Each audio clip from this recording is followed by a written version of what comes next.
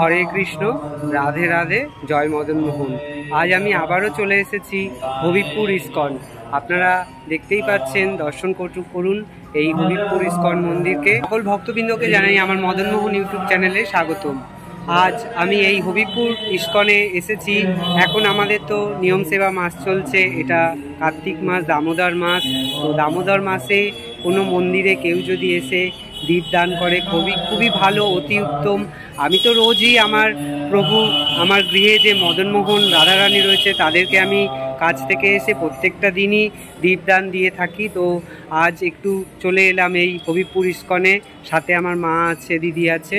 তো চলুন আপনারা সবাই সঙ্গে থাকুন, আপনাদেরকেও আমি দর্শন করিয়ে দেবো।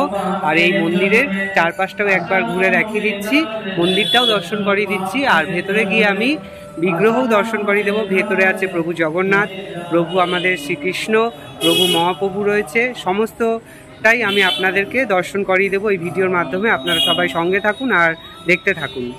প্রথমেই আপনাদেরকে আমি মন্দিরটির চারপাশ দেখিয়ে দিই আর মন্দিরটি একবার ভালো করে দর্শন করিয়ে দিই। আপনারা মন্দিরটিকে দর্শন করুন।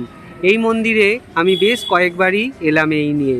আমি এর আগেও আরও দুবার মতো আপনাদেরকে ভিডিও দিয়েছি এই মন্দিরের। একবার পুষ্প অভিষেকের সময় এসেছিলাম, আরও একবার আমি আমার মা দিদিকে নিয়ে এসেছিলাম, আপনাদেরকে ভিডিও দিয়েছিলাম, আপনারা দর্শন করেছিলেন। তো ভিডিওটি ভালো লাগলে অবশ্যই লাইক কমেন্ট করবেন আর শেয়ার করবেন।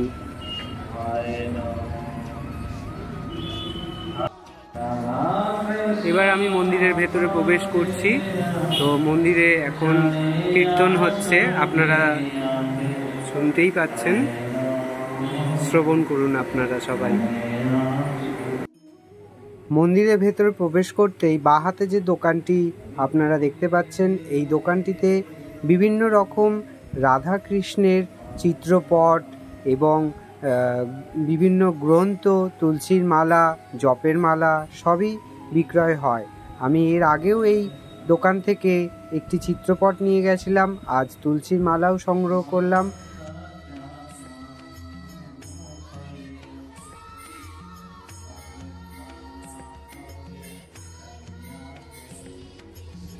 এখন আপনারা দর্শন করছেন মা যশোদা আর প্রভুর বাল্যবেলার রূপ। এই যে কার্তিক মাস, দামোদর মাসের যে নিয়ম সেবা, এটা কিন্তু এই মা যশোদা আর গোপালেরই লীলা। আপনারা এটাই দর্শন করছেন।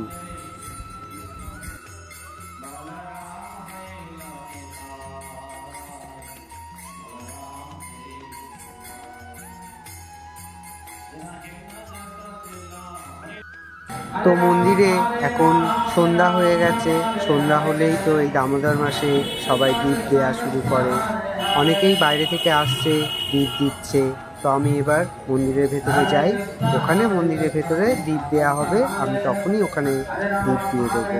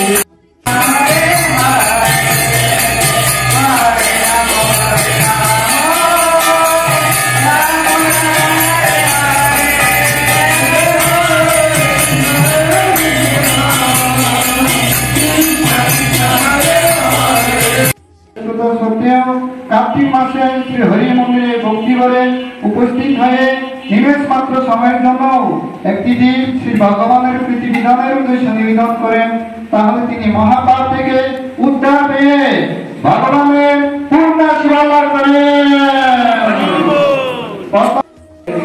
জয় রাধা দামোদর